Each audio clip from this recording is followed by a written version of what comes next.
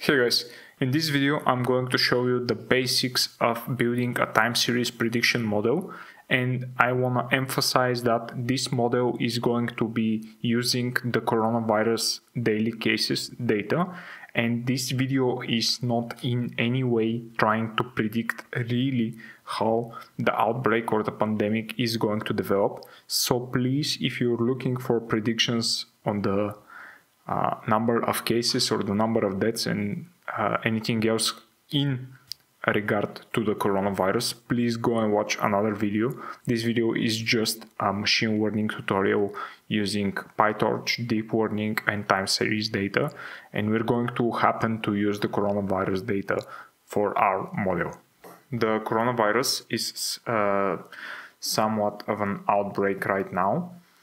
And as you can see currently at the time of this recording, according to the worldmeters.info, let me enlarge this for you, we have over 9,200 cases, and we have over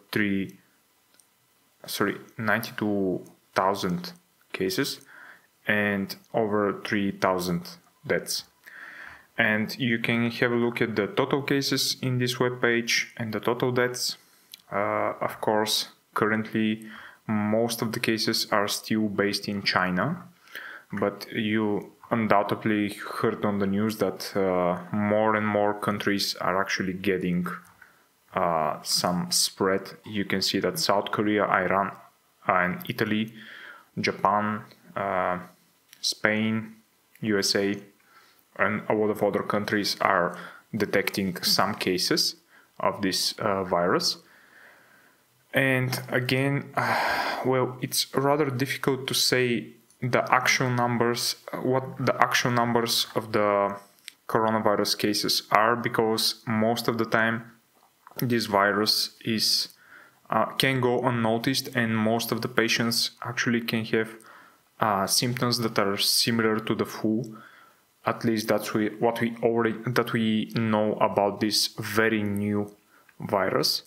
And another thing is that most likely most of the cases are not tested or not positive. There are also problems with the sensitivity testing of the current methods that are used for discriminating between different patients and guys that are or girls that are actually contagious or not.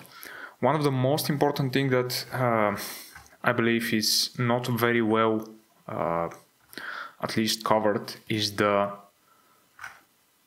contagious is the Wuhan coronavirus. And you can see that there are some definitions of what the attack rate or the transmissibility of this virus is, and this is called a reproductive number, which represents the average number of people to which a single infected person will transmit the virus.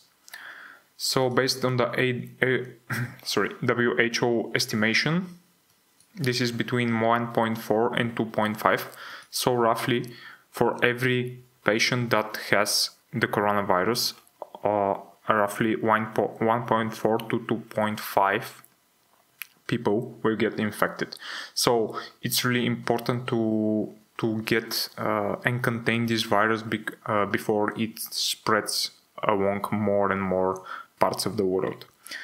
So given that information, there is actually a repo on GitHub that is provided by the Johns Hopkins Whiting School of Engineering, and these guys are actually uploading daily novel cases from the coronavirus, and this data is actually available on GitHub. They have a visual dashboard and an article, and in here you can see that we have the data itself, and we have the time series data and the daily reports. And I'm going to use the the time series data for this tutorial. And the purpose of this tutorial is going to be to model actually this graph over here, and next I'm going to try to predict how many new cases will be found based on the data in here. Of course, the model is not going to be accurate. I don't expect to use this model to make any predictions. I'm just showing you how you can use some real world data and use it to make predictions about the future, but I'm not in any way saying that this is the likely future that is going to happen regarding the coronavirus outbreak or pandemic, however you want to call it. Okay, so let me start by doing opening a new Google Colab notebook, checking the runtime, and we require a Python 3 runtime in here. We don't need a hardware accelerator for this one because the LSTM will be training very fast because we actually don't have a lot of data in here. I'm going to copy and paste some pretty default or regular imports in here. I'm going to remove this, and some of the imports are mostly importing PyTorch using some plotting defaults, and I'm going to register matplotlib converters because we have time series data that has date as index in our pandas data frames. So this will be much better. It will be much easier to plot the date index using pyplot. And I'm doing the seeding. I'm seeding with 42, of course. Okay, so the first thing that I'm going to do is to get the data, and I'm going to use wget to get just the data from the repo that I've shown you. And the data should be now in here. Here it is. Let me open this for you. Yep, this is the CSV file. Let's read this into pandas. And of course, because this data is updated almost or every day or multiple times per day, I've also included in the notebook a version of the CSV file that I'm using particularly for this tutorial, so you might be able to you'll be able to reproduce the exact tutorial using the data that I'm showing you right now. So let's do some data exploration based on the data that we've seen. The first thing that I'm going to do is, of course, to read the data into a pandas data frame.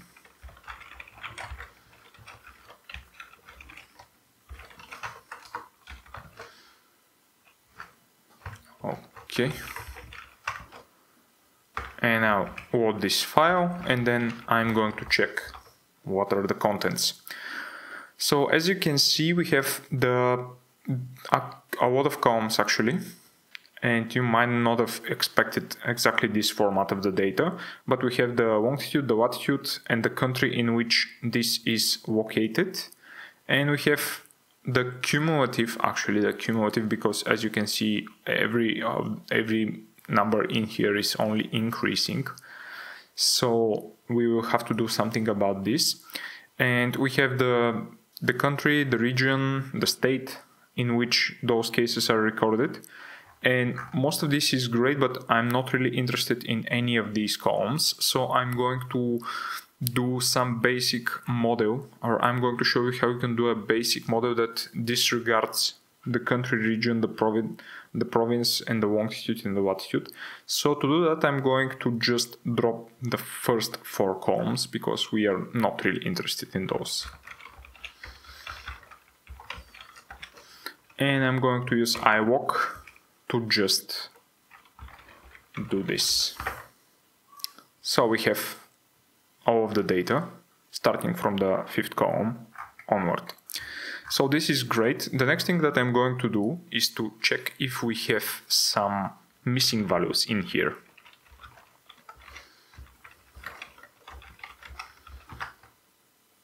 And as you can see, for all the dates, we actually don't have any missing values, so this is great.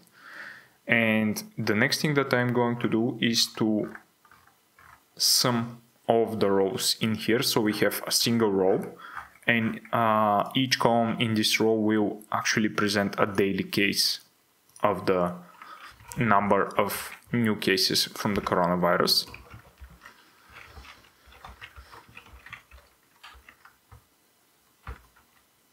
Okay, so we have the sum, And the next thing that I'm going to do is to convert these numbers into proper date times. So I'm going to do that using pd.toDateTime, and since this is the index of the pandas data frame, I'm going to convert actually the index in here. But let me show you first what we have so far. Okay, so you can see that we now have the sum in over each row using the axis 0 in here. Okay, so I'm going to change the index.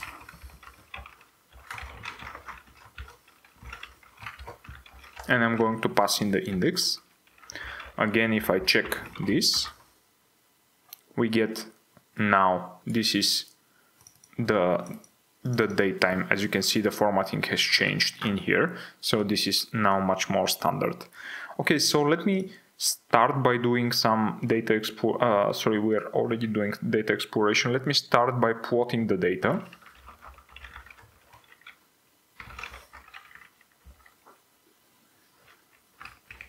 And I recall that this is actually the cumulative daily cases.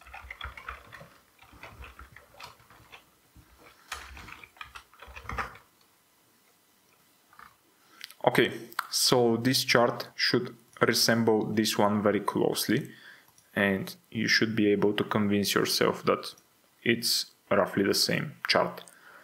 As you can see, so we have the data that is similar to that presented in world meter. And the next thing that I'm going to do is to basically remove this cumulative, this accumulation of daily cases, and I'm going to take each day and convert it into how many new cases are discovered on this particular day. So I'm going to do some sort of a reverse, or I'm going to undo the cumulative step. And to do that, I'm going to basically take the difference between the current number and the previous number. And for the first value, I'm going to just fill in the first value in the daily cases. So the daily cases will be the daily cases. The difference between each column or row. I'm going to fill in just the first number because it's going to be 0 or none otherwise, and I'm going to convert this into int 64. And if we have a look at the daily cases right now, you can see that no longer the numbers are constantly increasing or staying the same, but we have really the daily numbers in here. So this is great. Let me just do the same chart again and plot the result. Okay, so these are the daily cases, and this huge spike in here is thanks to the new ways, or how much new patients are actually being tested on this date in here. So this spike is rather based on the amount of testing that I believe China made. So it looks like that we had a huge spike, and then things are getting back to somewhat normal levels. But again, if you look closely at this part, you can see that the virus is probably picking up again, which is not that good. So we have in total 41 days worth of data. Well, this is not ideal because, yeah, we are doing some deep learning and we require lots of data, but still we will have to do something with what we have. So we have data for 41 days, and the next thing that I'm going to do is to split this data into training and testing, and I'm going to reserve 14 days worth of data so we can use this to test our model, and we're going to train on only 27 days worth of data. So let's do this pre-processing step. I'm going to just use indexing and split the data. The train data will be the first 27 days.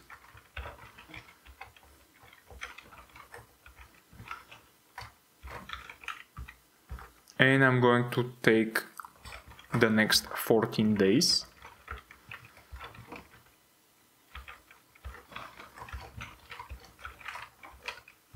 For testing. Let's check the shape of this one and of this one. Okay, so everything looks good in here. The next thing that I'm going to do is to use a min-max scaler, because most of the time when you're training you're training models based on time series data, you are it becomes really much more faster to train those when the values are scaled between some numbers that are close to 0, so maybe 0 to 1 or -1 to 1. And for this I'm going to use the scaler that is provided by scikit-learn. I'm going to create an instance of it, and I'm going to fit it only on the training data and then apply it on the training data and the test data. So in this way you're basically simulating what is happening what might happen in the real world. So always scale your data based only on the training data. So let's start. And the min-max scaler does the feature range or scales between values between 0 and 1. So this is the default behavior, which is great in our case. And I need to add another dimension to the training data, because otherwise the scaler just won't work. And I'm going to add another column.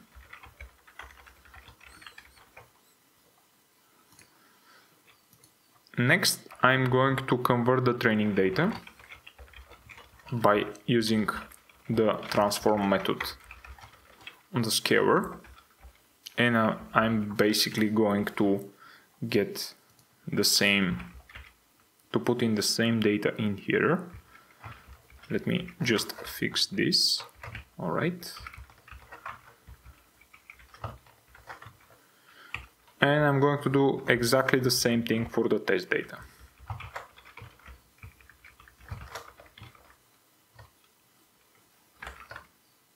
Okay, so now that we have all of this, I'm going to create the actual sequences that we're going to use for the time series data. Well, if you know anything about LSTMs, they basically are sequence-based models, and they work by inputting a sequence of numbers or vectors, and based on those vectors they can output just a single number, which is something that we're going to do in here. So it's basically a regression. They can classify sequences. So for example, if you input a sequence of text or anything else, you get basically an output that is one hot encoded vector, or for text classification or sequence classification in that case, in more general terms. And you can also do some sort of sequence to sequence work. For example, you might do some multi-label classification. You can do maybe translation using those sequence models. Of course, BERT and other modern NLP models are probably much better for these tasks, but still LSTMs provide those capabilities if you're interested in those. So we need to convert this daily case of coronavirus infected patients to sequences. So to do that, I'm going to create a function called sliding windows. And in here, I'm going to pass in the data. So this will be the raw or the daily cases. And I'm going to pass in a parameter which will characterize how long each sequence should be. So the result of this is going to be an array of x's and y's. And those will be numpy arrays.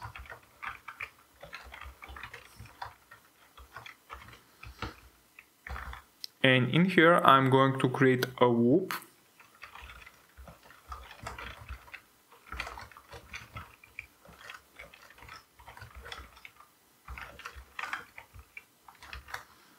which goes over each data point, creates a sequence based on the sequence length in here, and then gets exactly the next number of the data. So this will be the number that we are going to predict. So let me show you how you can index this. From the X, I'm going to take the data points from I to I plus for the sequence length. And for the Y, I'm going to take exactly the next element from the data, which is basically this number. Because this indexing is not inclusive, this exact expression in here is actually taking the next element from the sequence, from the data. Okay, so I'm going to append the result.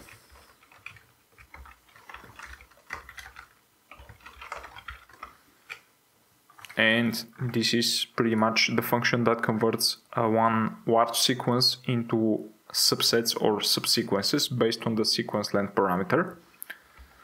Alright, and for our tutorial at least, I'm going to create a sequence of length 5. So we will basically train our model with sequences based on data from 5 days or daily cases from 5 days. And I'm going to use the training data and testing data, and I'm going to pass in those to the sliding windows function.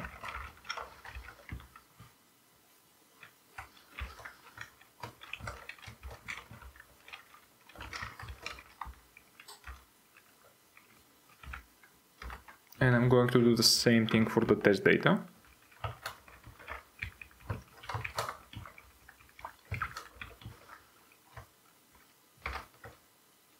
Alright, so let me show you what do we have in here. We have 21 sequences, and this is slightly smaller than the 27 data that we had, but this data is actually cut off based on the sequence length. So when the sequence length is larger, you get a lot lower sequence number based on the sliding windows in here because of this parameter in here. Intuitively, you should understand that you're iterating over much smaller subset of the data. So the next thing is that we have a sequence length of 5, which is correct in here, and we have just a single feature. So if you had more features, this number should have been higher. And then for the Y train, we have exactly the same number of values, and we have only one value in here as well. So let's dig a bit deeper into the X train. And let's take the first 2 elements. Yeah. And this is the first sequence, this is the second sequence. And if I take the numbers from here, sorry, let me do this.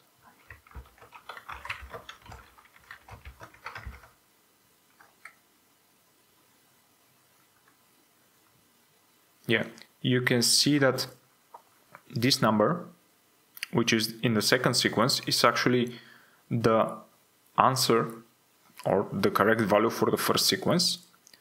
And this number, which is not seen in here, is the correct answer for this sequence. So roughly this is the shape or the format of the training data. And I know it can be really hard at first to understand the process at which this data is generated, but still I think it's really helpful to see why and how this data is created. So if I again show you the train data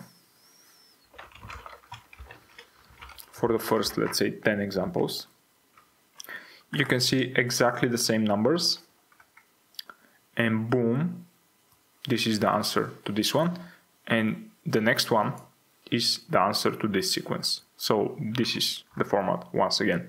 The next thing that we are going to do is to build a model that is trying to predict daily new cases, and this model is going to be based on the LSTM, primarily on the LSTM PyTorch layer. This model is going to be actually an LSTM, which is not stateful, so we will need to reset the hidden state that is used by the LSTM module. So to do that, I'm going to basically wrap all of the let's say hard stuff into a class that extends the NN module or Torch NN module, and I'm going to name this model coronavirus predictor, of course. So let's start by creating the class and extending from mn.module.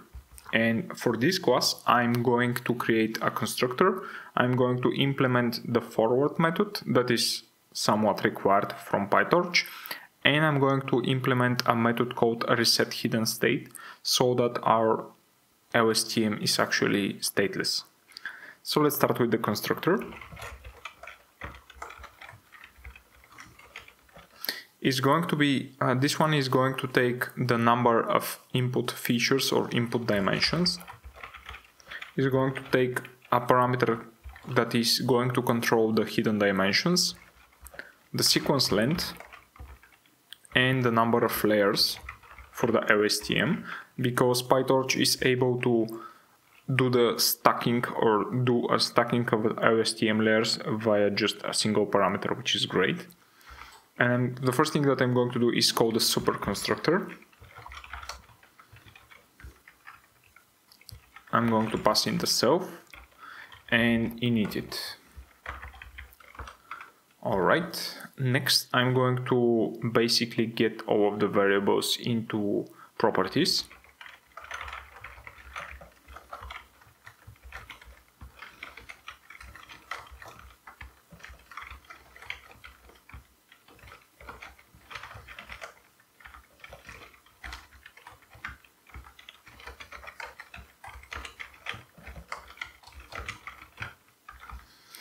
Alright, so basically this model is going to contain only two layers. The first one is going to be the LSTM layer, which is basically can be stacked of multiple layers, and then we're going to take the LSTM output into a linear layer, and in there I'm going to output just a single we will have just a single output, which will basically be the prediction of our model. So let's start with the LSTM module.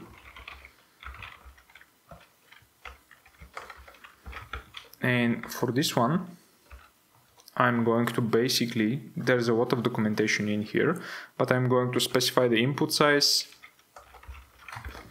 the hidden size, the number of layers, and the dropout.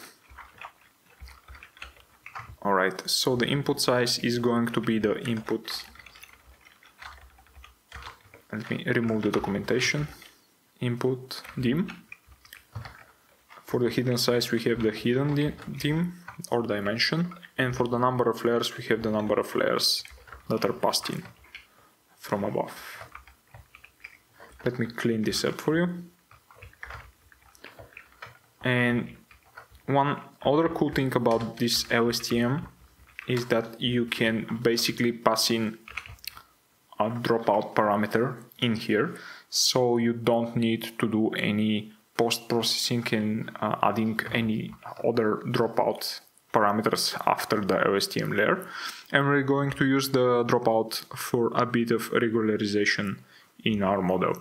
So the next thing that I'm going to do is to create the linear layer that is going to be that is going to contain the output layer.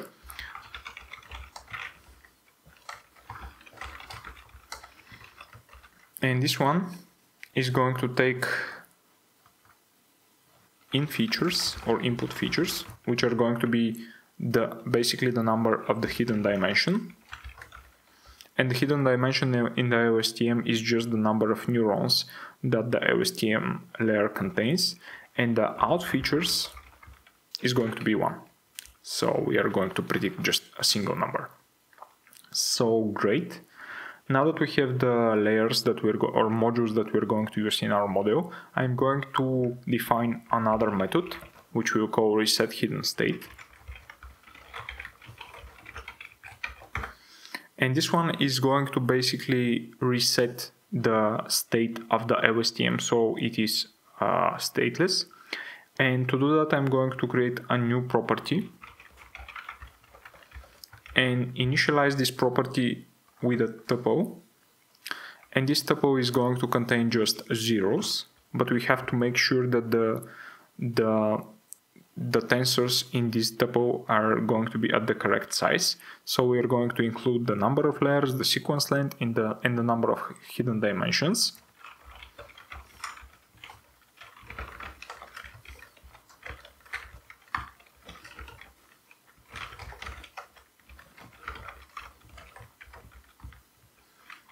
And I'm going to copy and paste exactly the same thing for the next value of the tuple.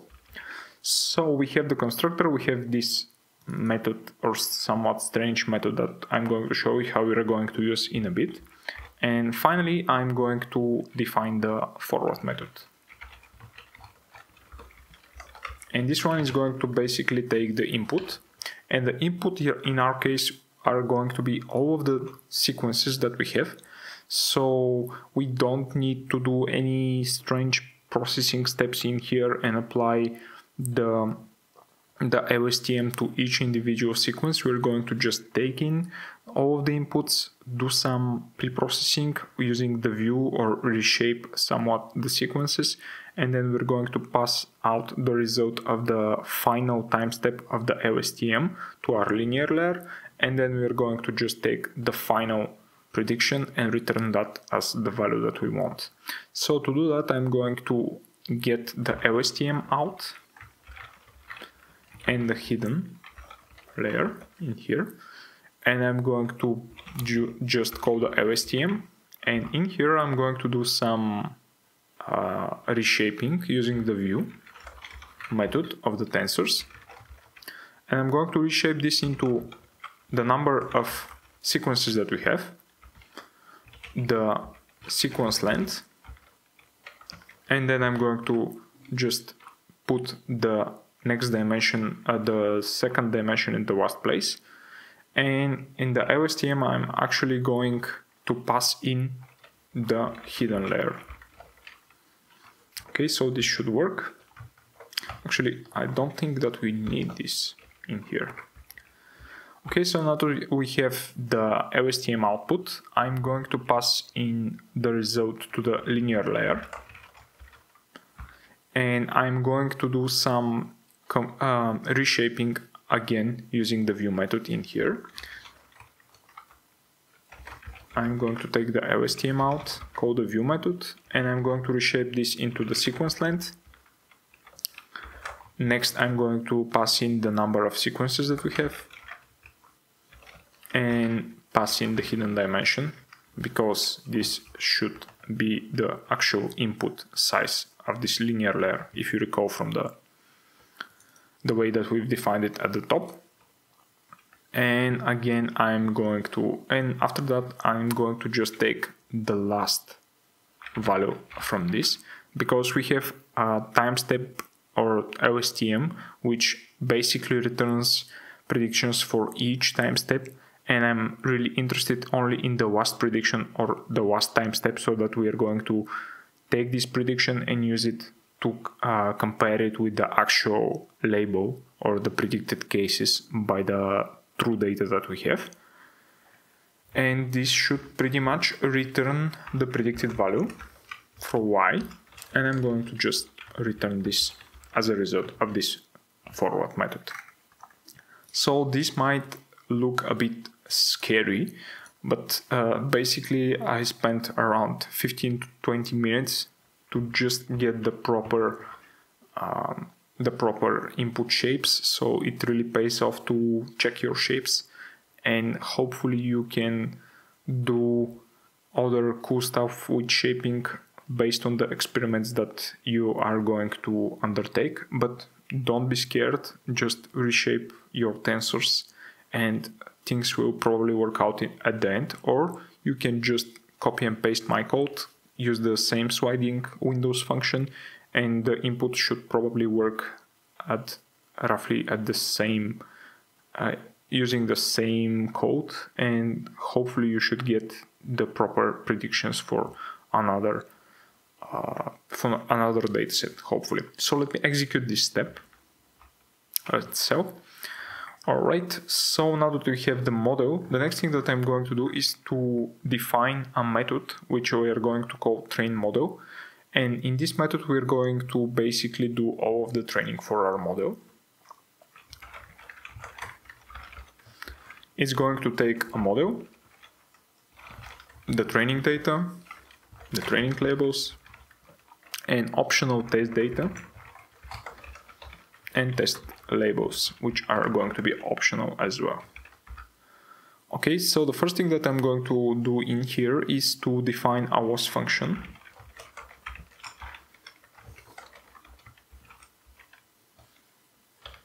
And I'm going to use mean squared error, which is a very common function for regression tasks. And the reduction method in here is going to be the sum. So we'll basically use a sum of all mean squared errors. And the optimizer that I'm going to use is going to be Adam.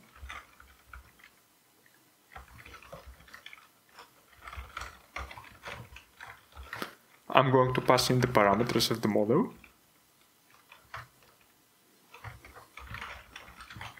And a warning rate of 0.01.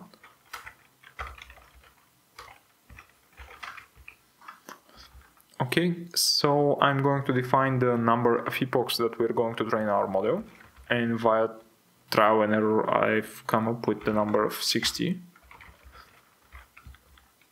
Then I'm going to create two arrays filled with zeros for the training and test history.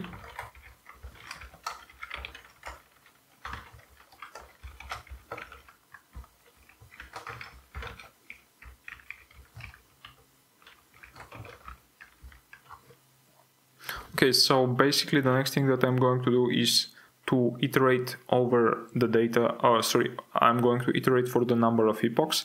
I'm going to reset the hidden state so that to make sure that our LSTM is stateless. And we need an LSTM that is stateless because we don't actually need to do any, at least in this case, we don't need to actually remember the state of the previous inputs that we've passed into the model. At least in our case, it seems like training a stateful model doesn't improve the accuracy of the results. This might not be the case in your particular problem, but still I've done some experimenting and found out that, well, if you train a stateful model, it's much slower to do so, and the accuracy is pretty much the same. So I've went with only a stateless model. And I'm going to show you how to do that, how to train it in here.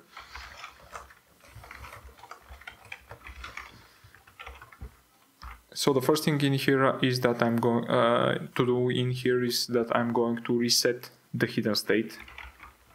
And I'm going to call the reset hidden state method that we've defined. Next, I'm going to get the predictions of our model on the training data and calculate the loss. I'm going to convert the predicted values to a float tensor, and I'm going to pass in the training data, the training labels to this. Next, if we have test data, I'm going to do an evaluation of that, and else I'm going to just print out the results, and I'm going to just copy and paste the code for this because, yeah, it's a bit boring. So, as I've already told you, if you have the test data, we don't want any gradient calculations in here. I'm just calling the model calculating the test was, appending it to the history, and printing out the test was along with the training was. Otherwise, I'm just printing the training was and doing this every 10 epochs. So the next thing that I'm doing is, the next thing that I'm going to do is to add to the training history the current was. And next we have the three pretty standard steps. We're going to zero the optimizer's gradients. We're going to invoke the backward propagation of the loss or the errors that our model is currently making, and then we're going to step with the optimizer. Finally, I'm going to return the model in eval mode so that the final model doesn't invoke itself using a dropout. So the dropout will basically be 0. I'm going to return the training history and the test history. Okay, and this should be it, actually. So next I'm going to use this this function, but first I'm going to create an instance of our model. I'm going to pass in the 1 as number of input dimensions because we have only one feature. I'm going to pass in the sequence length, which is going to be the sequence length. And let me check actually.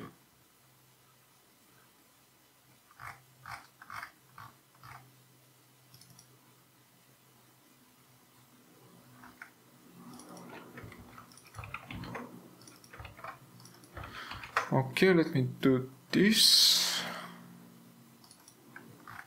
Yep, this should do it.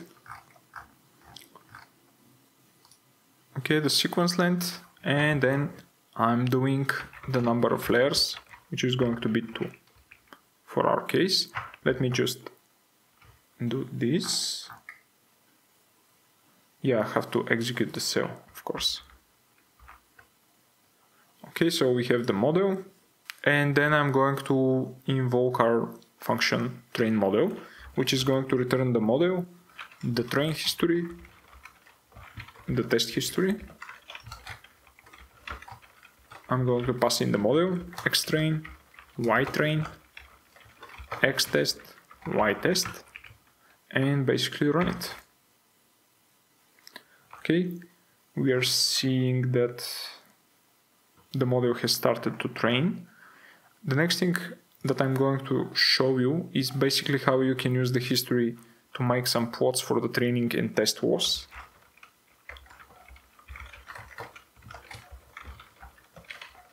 I'm going to put a label on this training was. And then I'm going to do the same thing for the test data. I'm going to limit the y to between 0 and 5. And I'm going to show you the legend. Alright, you can see that our model is has pretty much converged only after, let's say, 10 epochs, but we are training for a bit longer. So the next thing that we are going to do is to start and evaluate the model with our testing data. So now that we have the model, we can use it to predict the daily cases for the following days. And basically we've just stored some test data so we can evaluate the results ourselves. So the model is only predicting the cases for a single day ahead, and we can overcome this by using the predictions for the next day appended to the testing sequence, and then use the predicted value in the sequence and force the model to use the predicted values for the next day. So we're basically appending the predictions to the sequence and predicting for the following days. Of course, as the days getting further from the data, the original data, your model should be considered less and less correct or better, or predicting relatively good values. But let's evaluate actually what is happening.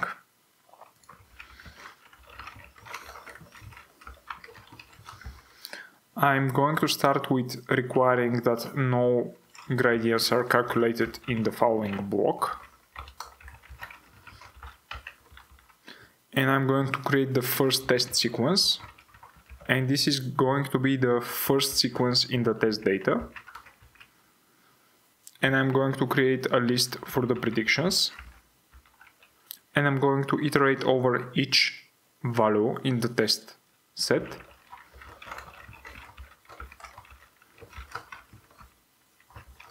Sorry, I'm going to iterate the number of times that we have the elements of the test set.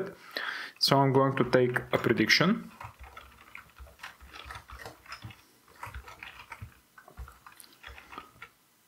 And I'm going to take the flattened value because this one returns basically an array. So I'm going to use torch.flatten.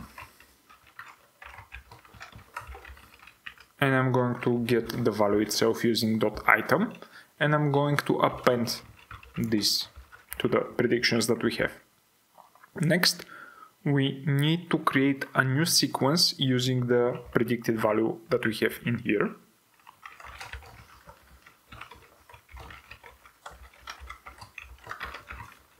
And I'm going to start by creating the current test sequence and flattening it so we don't have an array of arrays or to the array, and then I'm going to append the predicted value to the current sequence.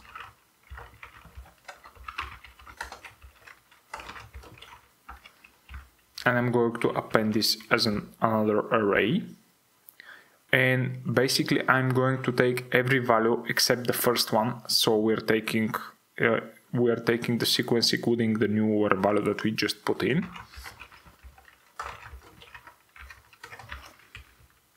Alright, and the new sequence is going to be basically this new sequence, but I'm going to convert it into a format that is required by our model. So recall that actually we need three dimensions.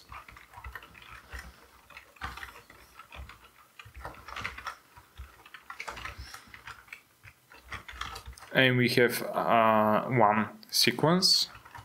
Is going to be of the length of the sequence length, and we have only one feature, and I'm going to convert this to a float tensor. Alright, so now that we have this, I can basically invert the cases using the scaler. So I'm basically going to take the test data and apply inverse transformation using the scaler that we've used to scale the data in the first place. So I'm going to create a variable called trueCases, and I'm going to call the inverse transform here, and I'm going to expand this dimension of the test data. And recall that we have here a torch tensor, and I'm going to add a row, and then after the inverse transformation is complete, I'm basically going to flatten the result. Alright, and for the predicted cases, I'm going to do basically the same thing.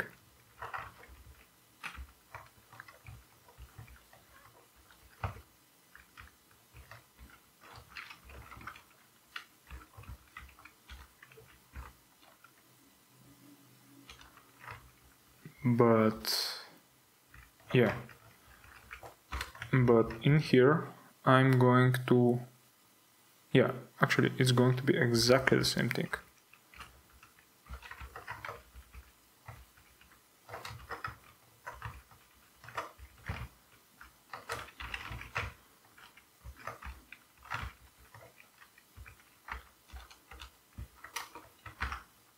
Alright, so now that we have the predicted cases and the true cases, I'm going to show you how you can plot the results of all of this on a single chart. So to do that, I'm going to start with plotting the history data or the training data that we've used. And for the indexes, I'm going to take the indexes all the way through the start of the test data. And then I'm going to get another inverse transformation of the training data, flatten the result. Let me format this. And finally, I'm going to label this as historical daily cases. And I'm going to show the legend in here for this plot. Let me just plot all this. And you can clearly see that this is the training data that we've used for the cases. So let's continue with the true cases. And I'm going to just copy and paste this.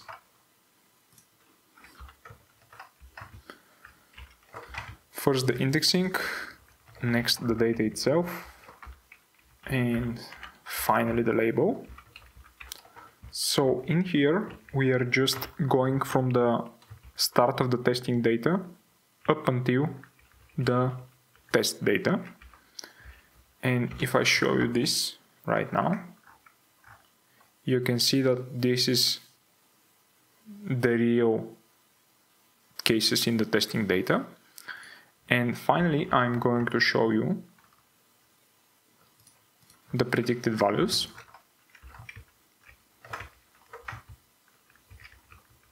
Which are going to contain exactly the same index, but the data itself will be just from the predicted values. Basically went back and fixed hopefully an issue in our model. So in here, in the forward method of our coronavirus predictor, I'm assigning the self-hidden property to the result of the LSTM. And after that, I get the result that is similar to the one in my real work or real notebook. So as you can see, we have a prediction, which is this orange wine, and we have the real cases, which is this yellow wine. And it's quite strange, but at the end those values seems to converge. But in the beginning you can see that clearly the model is very, very wrong about the data, so I wouldn't be trusting the results of this model very, very much. But yet again, you can see that this time series is very let's say wild, because in here we have this huge spike, which is not at all expected, I guess. But yeah, this is the result of our model. These are the predictions. And next I'm going to show you how you can use basically all of the data to train the model and predict the future values based on all of the data.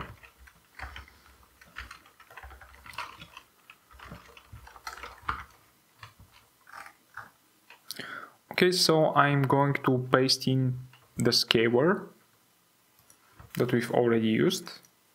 I'm going to get the scalar and fit it in all daily cases, and then I'm going to transform all data, and I'm going to call in the variable all data, of course. And let me show you the shape of this. We have again 41 days with only a single feature. Next I'm going to call the sliding windows function.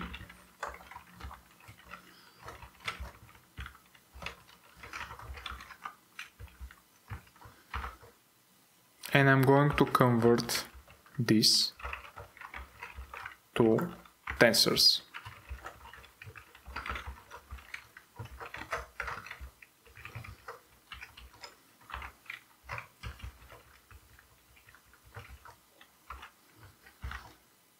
Alright, so next I'm going to create a model using the coronavirus predictor.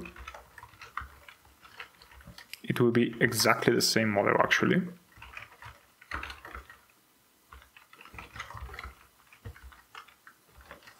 And it's going to contain 2 layers again. I'm going to take in the training history, and we don't have test data for this.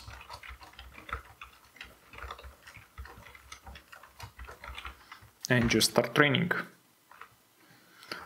Alright, so the next thing that I'm going to do is to predict using basically the same method that we've defined above. So I'm going to just copy and paste it with this one. But in here, I'm going to define a constant which will tell us for how many days do we want to predict in the future. And here I'm going to call the XO data. Then I'm going to do this iteration based on the number of days that we want to predict. And this pretty much should be it, I guess. So next I'm going to do the predicted inversion that we've done previously.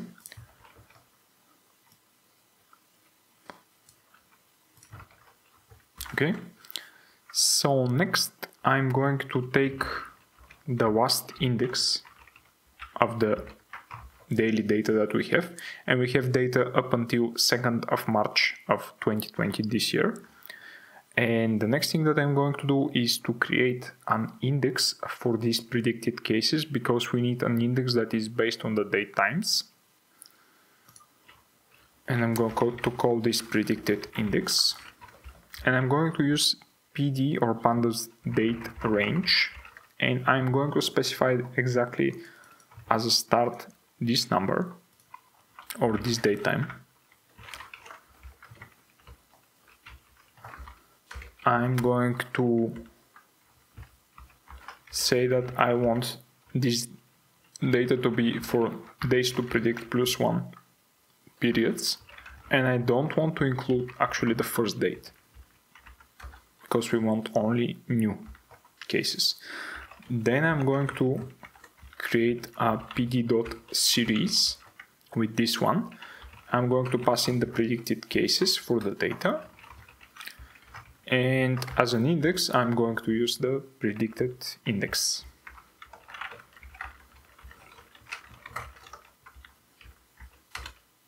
All right. So now that we have all of this, I'm going to just plot the predicted cases.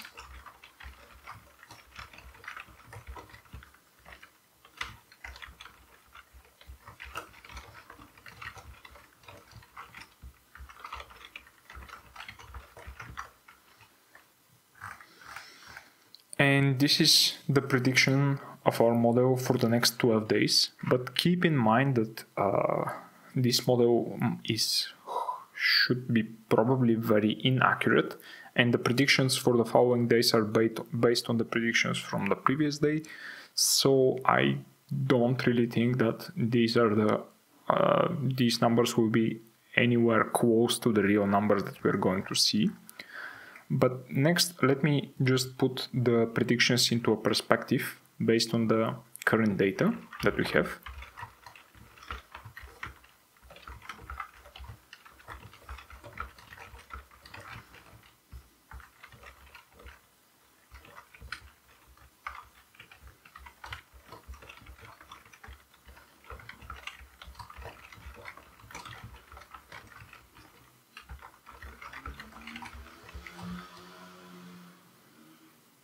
Alright, so these are the predictions for the next couple of days, and you can see that the model is roughly thinking that we'll have 3,550 cases each and every day after some, let's say, 5 to 6 days.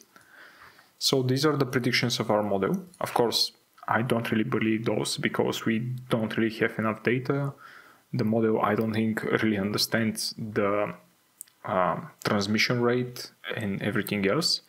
So this is pretty much how you can define your own time series model and use it to predict some time series data. You can of course use multiple features. You can do some bidirectional LSTMs, and you can improve this model by probably getting into hyperparameter optimization. Maybe you can do some other better parameters for the dropout or the number of layers that you have. So this is pretty much how you might want to improve this model or work on another model or another problem that you have. Thanks for watching, guys. Please like, share, subscribe, and if you have any questions, please put them down in the comments. Thank you.